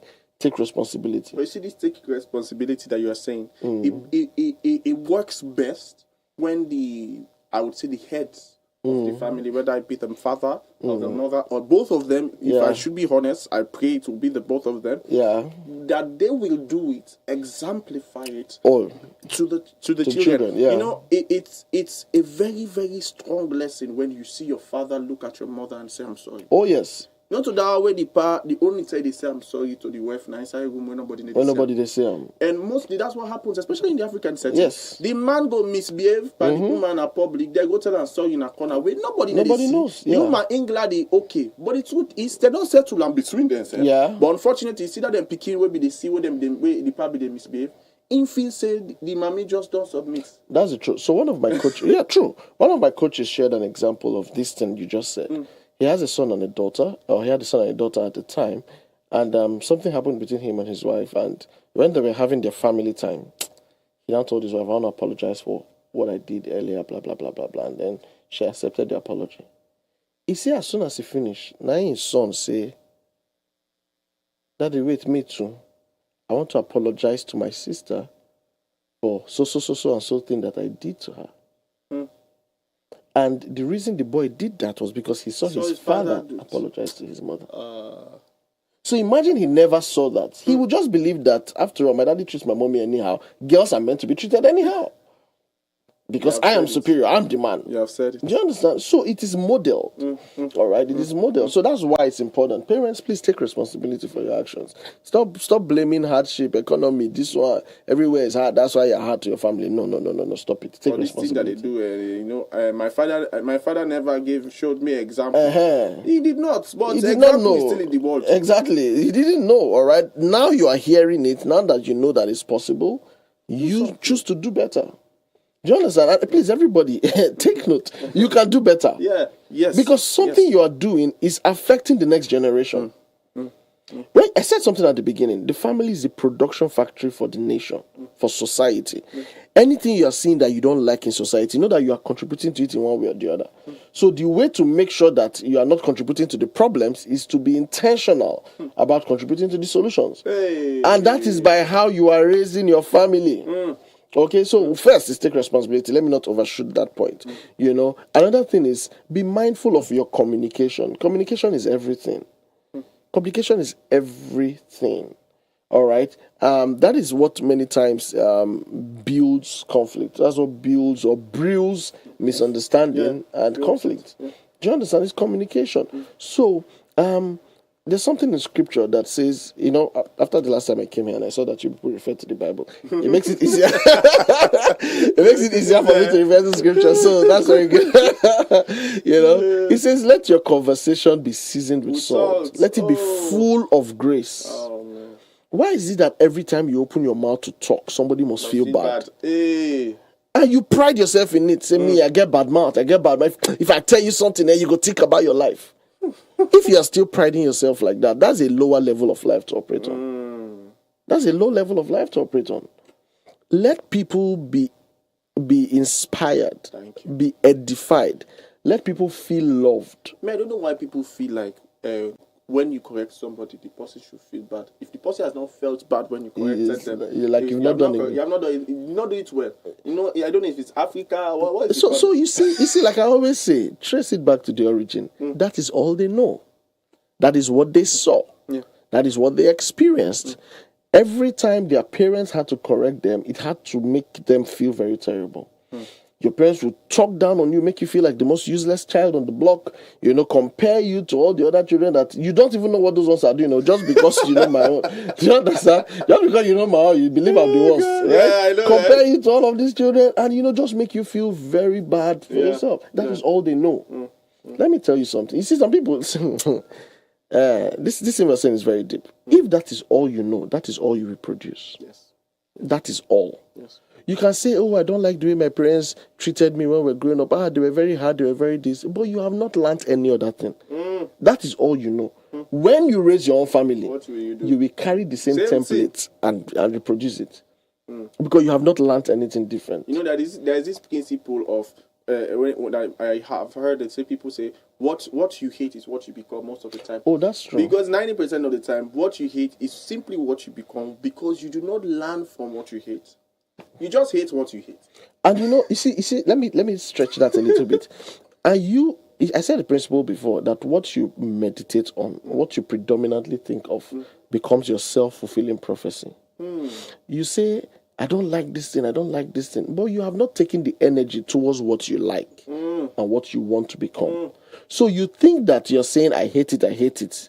But what you're doing is that you are keeping it in your mental space. In your space. And that is what you will keep attracting to yourself. So the proof that you hate it is that you will run away from it and find the alternative. It's not just to sit down there and say, no, I don't like poverty. I don't want to be poor. I don't want to be poor. The root word there, the recurring word is poverty. So you shall be poor. Because that's what you meditate on. That is the energy you create around yourself all the time. As a man thinking. So you see, exactly. So you say, I don't want to be a wicked father. I don't want to be a wicked father. My father was very wicked. My father used to break our head. He used to beat us. What have you done to become a kind father? To replace that with. That is why some people say, I will never lift my hand on a woman. But all your life, you saw your father beating your mother. When you get married, my brother, you will beat your wife. It's not because you want to. It's because you have not learned any other thing. And that's what I want people to know. It's not just by saying, no, I will not. Calm down. How else do you know to resolve problems? How else? That's what I'm talking about communication now. In fact, let me just make the point. So communication. When somebody does something you don't like, how do you let them know that you don't like it? That's where it starts from. Because you see, you cannot control what people will do to you. You cannot control what they will say to you. What you can control is how you will respond or react to it. In fact, more like respond to it. All right? That's what you can control. So you have said something now, and it hits me in a way that I don't like. What do I do? Do I attack you back? Or do I draw your attention to the fact that, please, can you explain what you meant when you were talking about me and you said, let us hear from the horse's mouth? Are you calling me an animal? Then you don't say, no. Horse's mouth means that let us hear from the original person. It's just an expression. Do you understand? But if I did not ask you what you mean by that, I'd just be angry. Because I went for Lawrence's show. He's just insulting me, calling me a horse, comparing me to animal. then I'm angry. You see, but if I say, but bros, why they call me animal? I don't like that, For my family, we know they curse. I say, no, I'm not curse you. He said, but you call me horse now. He said, when? He said, you said let us hear from the horse mouth, and you're pointing to me. You don't say, oh no, my brother, it's an expression in English language. Do you understand? That's, I'm just giving you an example. That's how communication works. Yeah. But many times what happens? When that thing happens that offends you, you strike. You strike in whatever way you are trained to strike. Whether with verbal response or physically, but you strike. And then when you can't do all of that, you keep malice. You frown your face. You see, the second one is the one I hate. If they do something wrong to you and you choose to shut your mouth, and you say you are going to make malice, for me, I really see you like very unintelligent. Because it means the person will be doing it over and over again, and he doesn't even know. He will know. And you're there suffering. That is the truth, actually. So you should talk. You should talk. So, I mean, communication is very key. How are you expressing your displeasure? That's one. You, the receiver of somebody's displeasure, how are you receiving it? If I tell you this thing you did, I don't like it, I'm not attacking you. I'm not saying you're a bad person. I'm not saying you're troublesome. All I'm saying is that something that came from you did not sit well with me. How should you respond? You should be gracious to say, oh, I'm sorry about that. I never intended for it to hurt you. Or what you're saying was not my intention. I didn't know it will come off to you like that. Right? But where what I'm saying is already an attack to you, the natural thing it will trigger from you is an attack back. Do you understand? Unless you have built that level of emotional maturity where you can control your responses. Okay, so that's communication. How are you communicating your grievance? And then you that is receiving it, how are you responding? This is another thing many people do. I tell you something you do made me angry. And then you start faulting me for being angry. How can you be angry? That small thing, only that small one. Because I just push your head like this, you're saying that, no. Whether you, it's not you that will determine what makes me angry. I hope I didn't spell it. If I'm telling you that your action is affecting me in this way, you should validate my feeling. It's not for you to tell me whether it is right or wrong. Do you understand? So, if you hurt me, what you should say is, I'm sorry. Do you understand? Or you seek to understand better so that you don't do it again. Not to tell me that I don't have a right to be angry. Of course I have a right to be angry. It's my feeling. It's not your own. It's my feeling. Now, the truth is, whether, get this point, whether I am rightfully, so for example, as adults, you expect some level of maturity from somebody, right? So I didn't expect you to take it that way. Fine, but he took it that way. Because that's his level of understanding and processing. Do you understand? So validate that person's feeling. If they say what you did is offensive, then please apologize. Identify with that feeling. Then clarify to them that was not the intent. Unless that was really the intent. You wanted to make them feel bad. But if that was not the intent, then you to let them know that was not the intent. I'm going to come into this part. Okay. What about you meet this kind of people that even after validating their feelings, emotions, and all of that, and you apologize, and the person still wants to continue being angry, what do you do then? Very good question. Very good question. Because I've met those ones. No, that's a very good question. Very good. Thank God you brought it up. So the truth is, allow them time to process their anger. You give them space. If that's what it takes, give them space. Allow them time. Because the truth is, okay, if you boil water now, and then at boiling point, you put off the fire, does it mean that the water is cold? No. It will take a while to get cold. Give it 10 minutes, touch it again, it's still very hot. Give it another 20 minutes, it's getting warm, but it's still hot. Maybe give it, depending on the weather, because if it's Hamatan, it could just, if it's cold season, it can get cold in a short time, right? But the point is, after a while, maybe you come back in 30 minutes, you touch that same boiling water, you can now put your hand inside. Give it 2 hours, it's cold. That's what happens when you offend somebody. They are hurt, H-U-R-T, and at the same time, they are hot, H-O-T. That you have said sorry does not mean they went from hot to cold once. So give them time for that energy to dissipate. Let it calm down. All right? And this is where many people get it wrong. Have I not told you sorry? I've told you sorry now. You're still angry. Yes, I'm angry. Because you was in a machine. I'm angry now. No programmer. Sorry. Sorry, yes, okay, I'm fine. No. Good. So you see, so when you're doing things like that, you're not respecting that person's emotions. Okay. Or some people will start trying to make you laugh immediately. Yeah, laugh now. No, stop it. Give me time. Give me time. Yes, you have said sorry, but give me time. Make the anger go down. I've not said that it will go down eventually, but just allow it go down at its pace. You see, that's why you must respect people. And a couple was, I was with a couple one time, and this was the issue. The man was saying, but I've told her sorry now. And she's angry. I said, okay, calm down now. Calm down. Which one is I've told her sorry now? Even the way you're saying this sorry, that's not how to apologize.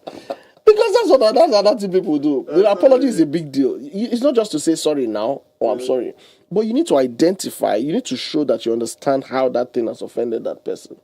All right? And then make a commitment that you'll not do it again. It's not just to say sorry now. But this commitment part is where I have issue. Okay. Because most people, after the sorry, the commitment that they make... They will not keep it. In fact, I feel like they just utter a commitment. They do not make it. They just utter it. Because for their mind, let me just tell them I will not do it again. It's because some of these things don't have consequences now. Let me tell you something. You're the one that will determine how far people will go with hurting you. You hurt me the first time, you hurt me the second time, you hurt me the third time, I see that you're not willing to change, I give you space. Why am I still keeping you in my life? Do you understand? So people don't understand that they have the opportunity, they have the power to regulate their emotional space. Do you understand? Yes. Even within family units.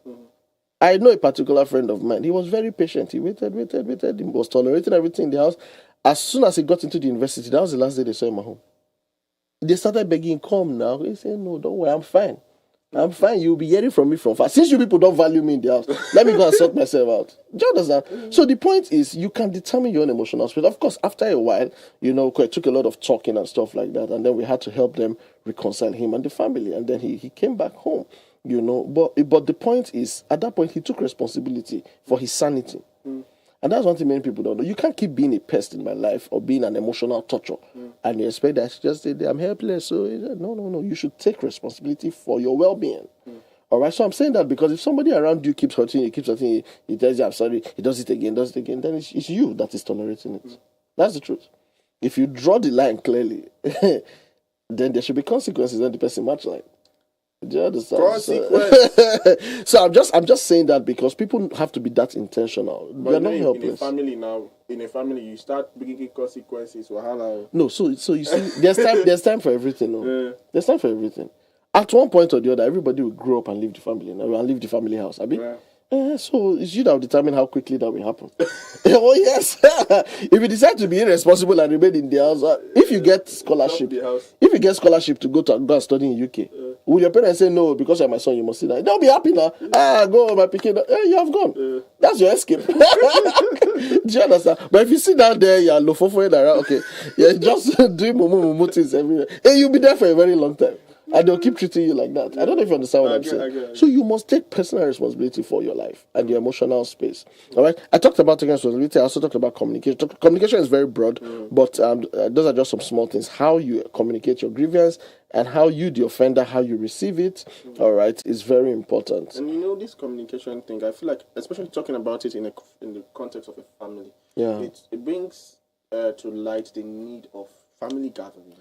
Yes. You see, very few families in Sierra Leone, I would say, would consciously choose to gather just to relate and communicate about very important things. Sometimes, I'm not going to go far. My family, my immediate family, not my immediate family as in all my father got back. I mean, like the entire family, the family. Most of the time, I would say for a fact, the only reason why we would see each other is funeral, weddings, birthdays. After there's nothing else. Unless something big happens, like those kind of things. Okay, we have to organize for the family. And at the end of the day, when disputes come, it's very difficult to resolve. It's difficult to resolve. Because everybody has used to a life outside of the family. Good. So now you are trying to bring them to a place that they are not used to. So if you're a family and communication is something that you have created room for, like this, in case of consistent gatherings, Yeah. whether it be once a month, Yeah. twice a month, something. It makes it easy when issues come up to solve them, because Excellent. the person can see that, this person is not too far for me to talk to Exactly. them, because Exactly. we've been talking. There's that closeness. Fine. So you see, this will take me back to what I talked about systems. All right. Remember when we're talking offline, I mentioned something about planning your home in a way that you have time where you, father, mother, children are just together playing, together, watching TV, watching news, discussing the news, discussing school. How was school today? What happened? Do you have a new friend? Who is that boy you like in your class? No, I don't like. Discussing all of those things and giving them the freedom to express themselves. Right? It's very key, because that's the foundation we're talking about. If you never knew how to discuss, how to be friends with yourselves, with your siblings, with your family, how to resolve issues by conversation, it's not when you become married that you will learn how to do it. Do you understand? So that thing you said about creating time for families to be together is very key. And it's part of the systems I was talking about, because systems covers everything.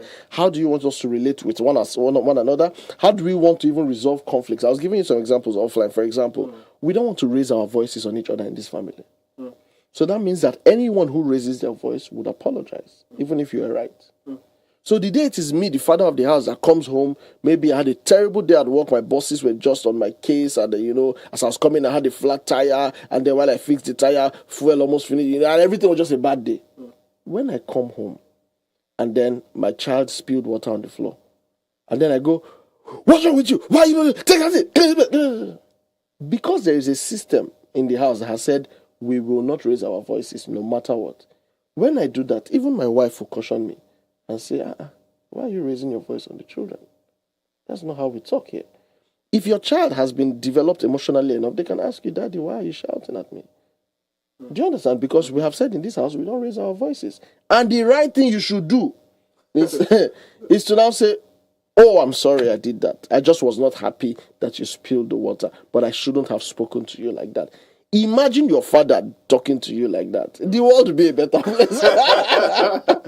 The problem is that who are you to contend with your African father? Who are you? Who gave you mouth? You will collect slap and beating. You see, but the fact that is what has been happening does not make it right. Yes. So if you have a system that says in this house, the way we'll resolve conflicts is that we'll discuss it. We will not go to bed angry over something that happened. We must talk about it. Starting from you and your wife, and then the children, you teach them this. By the time you grow up, you discover that when there's conflict, you'll be the one saying, can we talk about this? Why? Because that is the system you have learned, as against fighting, quarreling, snobbing, grudge and malice, or physical assault. Because you have learned that we can communicate this thing amicably. Do you see what we're saying here? So it boils down to all of this intentionality. It does not happen suddenly.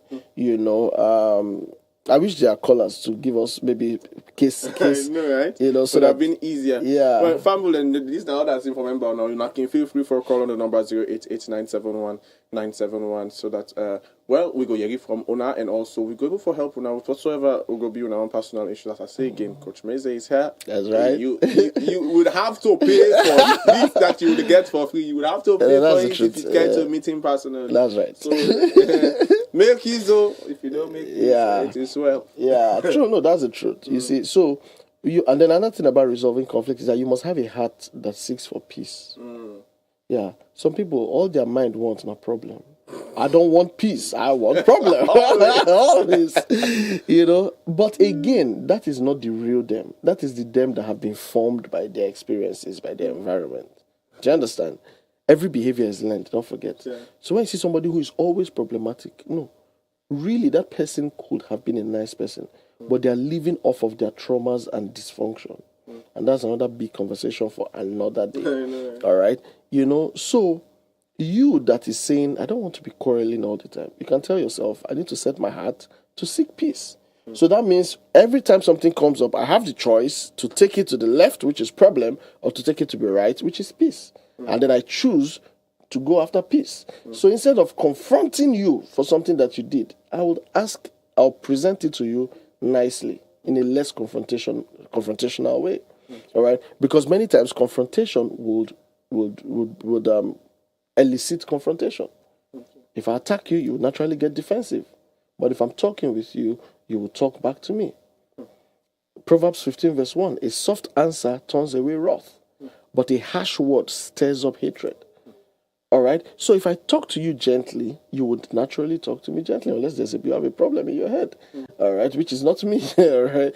But if I talk to you nicely, you will talk back to me nicely. So the responsibility is yours to say, instead of presenting this matter out of aggression, I can actually present it peacefully.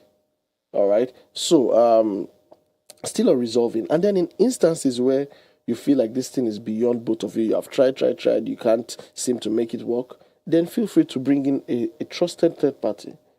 A trusted third party. See, that trusted that both of you respect. Emphasis on trusted. And somebody that has wisdom. Not the one that will come and select one person and say, you are right. Yeah, this one decided. No. Somebody that can objectively, all right, look at both situation and prefer solutions, irrespective of whose ox is God. Do you understand? And most times, I don't know about the family life practice here, but you know, there are practitioners, there are counselors, there are people who can sit in this professional capacity and help you iron things out. All right, very importantly. But the point is that set your heart to want peace in your home. Would there be misunderstanding? Yes. But when it comes, how should we handle it? Another thing you can do is to identify the points of conflict. Where does it come out from? And generally in the family space, between man and woman especially, there are a number of things that are usually conflict centers. Finance. Money matters. Money is a very key one. Money. You know? Then sex, of course, is another one. That is usually on the women's side. Look at you. Look at you. It's not only women, it's a human thing. It's a human, so it can be man or woman, right? And then it goes different ways. When you say women, what do you mean? Like they holding sex from their husbands? They are the ones holding the thing. They are closing the gates.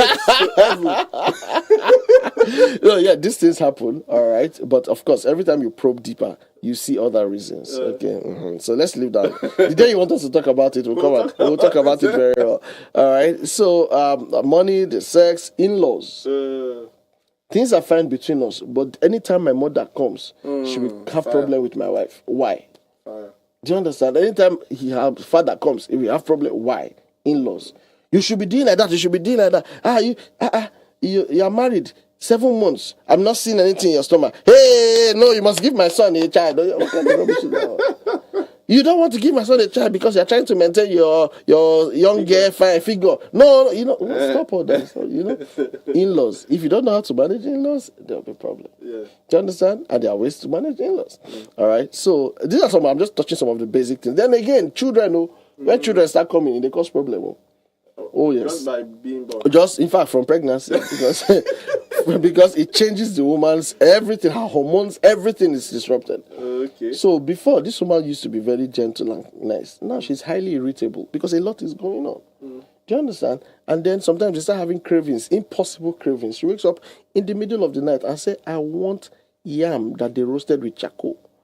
Where will I see charcoal yam roasted by this time of the night? But she wants it. And then if you cannot provide it, it's like, hey, and the men start. So my point is that, all of that process can really start causing things. She's slower, she's not at her A game, and you're feeling frustrated. And as a man, you've not learnt empathy and kindness, and then you start talking to her anyhow. I once heard a man tell his wife, "Are you the first person to get pregnant? What's wrong with you?" That's so mean. Because you don't know what she's going. You cannot even survive it if they switch roles. Yes. They have done these experiments time and time again where they try to simulate pregnancy, even menstrual flow for men. Some men passed out. Do you understand? So those are different crisis points. By the time you have identified all the crisis points, the question is what decision have you made to mitigate the crisis even before it starts? This thing you are talking about the whole menstrual cycle thing and the pregnancy thing that I as you were talking, it just stuck on my head. I had to say something. Okay. I was just imagining like you going through the process if you will faint. Myself? I don't even want to think about it. I don't want to go through it. No. See, I have a lot that God has. So I have a lot that I'm doing in my life. I don't want anything that is not my own. The one that is my own, let me face it. No, I don't want to check. Those that God have given, let them carry it. Me, I'm carrying my own. So everybody focus on the one that is your own. Do you understand? Because the truth is, we minimize some of these things, but they are very significant in the woman's life. Yeah. Very significant. You can never understand how those things affect her. You can't. You can only read up, explain, maybe as a psychologist, a behavioral person, or a doctor. You have a science knowledge, but the real feeling and impact you cannot, because you're not carrying it yourself. You're not going through the experience yourself. So we must be kind to them, at those times. So I was saying that even the children, by the time they come, children can be very stressful. Children demand attention.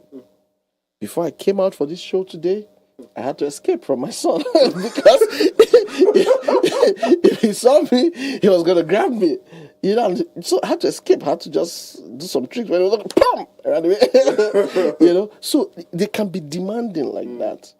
If you don't have proper emotional development, you will flip. You will start shouting. You start taking out your own anger, your own man issues. You'll be taking it out on the small child. What it concern the person with price of fuel for market? It's not their business. They just want daddy and mommy. But you, with all the issues of life, you bring it home and then you take it out on these children. And that is not right. You need to learn to regulate yourself. They are not the cause of your problems. They were on their own. You did what you did and brought children.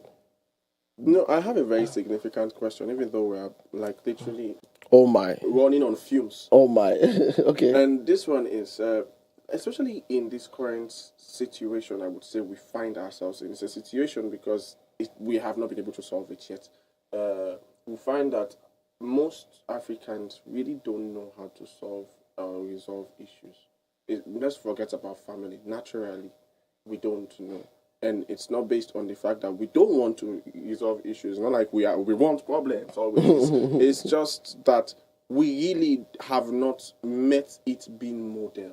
That's it. So the fact that it is scarce or it's almost unavailable, it makes it a reoccurring problem in the church, in the workplace, in the mosque, in the schools, in the home, in every place you turn, you find it. True. So now with that becoming a predominant issue especially in Africa, what would you say would be the best way to go about resolving it? Just saying, even just not a man now. Yeah. Everybody listening will definitely be a part of a family. But me as a person, I'm listening and I really want to learn how to handle how to settle this matter. Okay. What will you give as advice? Because we already got it on a few. Yeah, I'll ask you, what do you want out of life? What do you want? How do you want to resolve issues? Do you want to be a peaceful person? Do you want to be a fighter? What do you want? If you know that you want peace, then seek peace and pursue it. That's what the Bible says. Go and learn about how to be peaceful. All right? That's the basic, simple answer. What do you want? Because at the end of the day, if I want peace, no matter what you bring to me, I will find a way to peacefully navigate it. Okay. But if I want problem, even when you bring peace, I will give you problem. And there are people like that. So what do you want? It starts from that. But sometimes you would want peace consistently, but you will find problems. Oh, yes. So you see, as a matter of fact, let me shock you. When you hear about peacekeeping in a country, do you know what happens? If there's peacekeeping in Sierra Leone, you know what happens? They deploy soldiers with guns. All right? When you hear that one African country is fighting and the UN has deployed peacekeeping operation, they are coming armed. Because if you don't want peace, you get problem. Right? So the point is that in as much as you have a disposition for peace, like I said earlier, you owe it to yourself to protect your heart, to protect your mental space. If people keep bringing problems to you, you find a way to avoid them, or like I said, there must be consequences for their actions. Okay, so the ones you can discipline right, you discipline them right.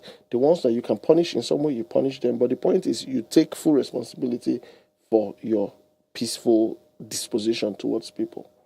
All right, and towards events, towards circumstances. Right? So, yeah, not everybody might want peace like you, but you...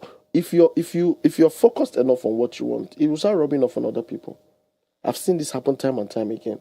People used to be very quarrelsome until they come around the aura of certain other people. And then it rubs off on them, and then they too are now peaceful. So basically, that's it. What do you want? And then start learning about it. You have to build capacity. Because don't forget, it is what is inside that will come out. No matter how you want peace, if you don't learn how to be peaceful, you will not know how to be peaceful. So learn how to be it.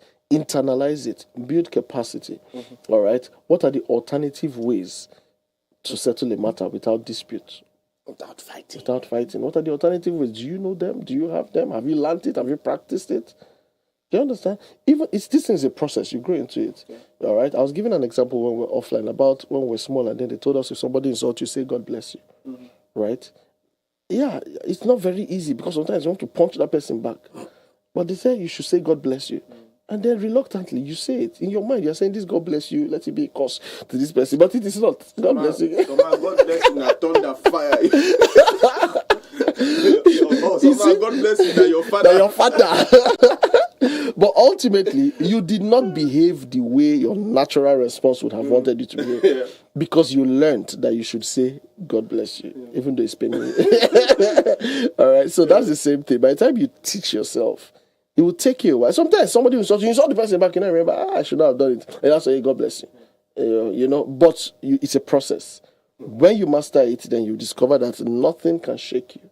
Nothing can bring out what is not inside of you. Coach CHIEMEZE, it's been a wonderful experience. Thank you. From you. I just thank God that every program you come, we record it. So I always have the opportunity to go back and digest. Excellent. I'm not just asking questions, but just in case you also listening to us and you would want to, maybe you meet the program middle and you want to get to the beginning of the program. Don't worry, this program is aired live on YouTube, so you can simply just go to YouTube and just type Radio Fry. I believe it will be one of the first videos that will come up on your chat. So, besides that, I want to give you the opportunity, sir, to say your final word. Whoa! All right, thank you very much for that. So, like we have said, the family is the foundation, is the production factory of society. Let people think about this. The society we want to see tomorrow, let's start creating it in our families. All right? Let's start learning how to create it. If you want a productive society, are we teaching our children to be productive? If we want a country, a society that has integrity and value for human life, are we teaching ourselves to have integrity and value for human lives? The children of today are the future of tomorrow. All right? But if we raise them up exactly with the same old programming that we were raised up, then there is no hope for the future because we are just extending the same sufferings of today. But what makes for hope is that we teach them in the way that they should go, in the way of progress. And then we might not see it immediately, but the next generation will be thankful to us for it. All right, so those are my last words. Issues can be settled. Conflicts will come, but beyond the conflicts, how ready are you to resolve it? And then what skills have you learned in resolving conflict? Think on these words. Thank you. Family, it's been a wonderful time here with Coach CHIEMEZE. I believe, we all don't learn a lot. We don't learn a lot. I believe that if you have been paying attention and you take all those words that we've been able to give on to you today seriously, even if you don't get all thing, you will be far set than you were before to approach certain things in your home, in your family, even in your own personal life, and it will help you to be a far better person beyond even your family, now your workplace, and any environment will then go for you. Because at the end of the day, what we're looking at is not just the family, we're looking at the human being, your personal well-being. True. And I believe, you apply this, you'll be a far more happy and joyful person. I pray, you don't get a wonderful time, and even as we can't go. So we're definitely going to miss you, but don't worry. Tomorrow we have another wonderful conversation. Tomorrow we'll be talking about the different types of family. You'll be shocked. Sometimes you'll visit a nuclear family, an extended family, you go shocked. Feel free, just stay tuned to Radio Fry 97.1 FM. We will be back with more music for you throughout the day, but tomorrow, stay tuned. You will definitely get something wonderful from me. Ta-ta. It's a new year, and your favorite show is back again with a bang. Say hello to Radio Fry's mid-morning show, The Brunch, from Mondays to Fridays, 10 a.m. till 12 midday on 97.1 FM, live on our Facebook page, Radio Fry, and on our website, www.fryfry.live. Experience and enjoy authentic, thought-provoking conversations on every reality. share your stories, and let's debate over great music and so much more wherever you are. On The Brunch, we talk about everything, and I mean everything.